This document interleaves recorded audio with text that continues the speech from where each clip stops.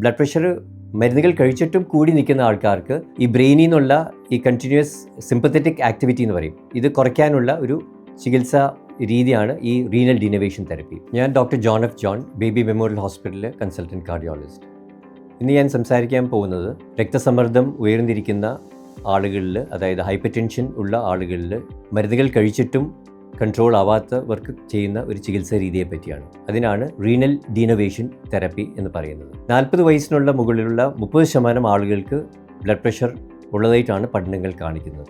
എന്നിരുന്നാലും ഇവരിൽ ഒരു 20% ആൾക്കാർക്ക് മാത്രമേ മരുന്നുകൾ കൃത്യമായിട്ട് കഴിച്ചാൽ പോലും ബ്ലഡ് പ്രഷർ കൺട്രോൾ കിട്ടുന്നുള്ളൂ. ബാക്കിയുള്ള 30-40% ആളുകളിൽ ചെയ്യാവുന്ന ഒരു ചികിത്സാ രീതിയാണ് ഈ റീനൽ ഡീനവേഷൻ തെറപ്പി. അത് ചെയ്യുന്നത് എങ്ങനെയാണെന്ന് വെച്ചാൽ, ആൻജിയോഗ്രാം ചെയ്യുന്ന പോലെ കാലിൻ്റെ ഞരമ്പിൽ കൂടെ ഒരു പ്രത്യേക കത്തീറ്റർ കടത്തിവിട്ട് കിഡ്നിയിലേക്ക് പോകുന്ന രക്തധമനികളിൽ ഈ കത്തീറ്റർ കടത്തി വിട്ടിട്ട് ഹീറ്റ് എനർജി വെച്ചിട്ട് ഈ രക്തധമനികളുടെ ചുറ്റുമുള്ള ഞരമ്പുകളെ കരിയിച്ച് കളയുന്ന ഒരു ചികിത്സാ രീതിയാണ്. നമുക്ക് എല്ലാം അറിയുന്നത് പോലെ ഈ ബ്ലഡ് പ്രഷർ കൺട്രോൾ ചെയ്യുന്നത് ബ്രെയിനിൽ നിന്ന് കിഡ്നിയിലേക്കും കിഡ്നിയിൽ നിന്ന് ബ്രെയിനിലേക്കുള്ള കണ്ടിന്യൂസ് ആയിട്ടുള്ള ഈ ഞരമ്പുകൾ വഴിയുള്ള സിഗ്നൽസ് ആണ്. അപ്പോൾ ബ്ലഡ് പ്രഷർ മരുന്നുകൾ കഴിച്ചിട്ടും കൂടി നിൽക്കുന്ന ആൾക്കാർക്ക് ഈ ബ്രെയിനിൽ നിന്നുള്ള ഈ കണ്ടിന്യൂസ് സിമ്പത്തറ്റിക് ആക്ടിവിറ്റി എന്ന് പറയും, ഇത് കുറയ്ക്കാനുള്ള ഒരു ചികിത്സാ രീതിയാണ് ഈ റീനൽ ഡീനവേഷൻ തെറപ്പി. അപ്പോൾ നമ്മൾ ഈ കിഡ്നിയിലേക്ക് പോകുന്ന രക്തധമനികൾക്ക് ചുറ്റുമുള്ള ഈ ഞരമ്പുകൾ കരിച്ചു കളയുമ്പോൾ ഈ സിമ്പത്തറ്റിക് ആക്ടിവിറ്റി ക്രമാതീതമായി കുറയുകയും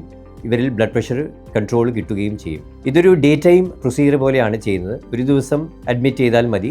ലോക്കൽ അനസ്തീസിയയിലാണ് ചെയ്യുന്നത്. ഇത് ചെയ്തു കഴിഞ്ഞാൽ ബ്ലഡ് പ്രഷറിൽ ഒരു 10 to 20 millimeters റിഡക്ഷൻ കിട്ടും. ഇമ്മീഡിയറ്റ് ആയിട്ട് കിട്ടുന്ന ബ്ലഡ് പ്രഷർ റിഡക്ഷനേക്കാൾ കൂടുതൽ അടുത്ത 6 മാസം 3 വർഷം വരെ ബ്ലഡ് പ്രഷറിൽ ക്രമാധീനമായി ഈ ബ്ലഡ് പ്രഷർ കുറയുന്നതാണ് കാണുന്നത്. സാധാരണഗതിയിൽ ബ്ലഡ് പ്രഷർ ഒരു 180 മുകളിൽ ഉള്ള ആളുകളിലാണ് ഇത് ചെയ്യുന്നത്. പ്രഗ്നൻസിയിലും CT സ്കാൻ ചെയ്യുമ്പോൾ കിഡ്നിയിലേക്കുള്ള രക്തധമനികൾ വളരെ ചെറുതാണെങ്കിൽ ഈ പ്രൊസീജിയർ അങ്ങനെയുള്ളവർക്ക് യോജിച്ചതല്ല. ഈ പ്രൊസീജിയർ കഴിഞ്ഞാൽ തന്നെ നമുക്ക് മരുന്നുകൾ പൂർണ്ണമായിട്ട് സ്റ്റോപ്പ് ചെയ്യാൻ പറ്റില്ല. കാരണം പലപ്പോഴും ഈ പ്രൊസീജിയർ ചെയ്യുന്ന ആൾക്കാരിൽ 4-5 മരുന്നുകൾ കഴിക്കുന്നുണ്ടാവും.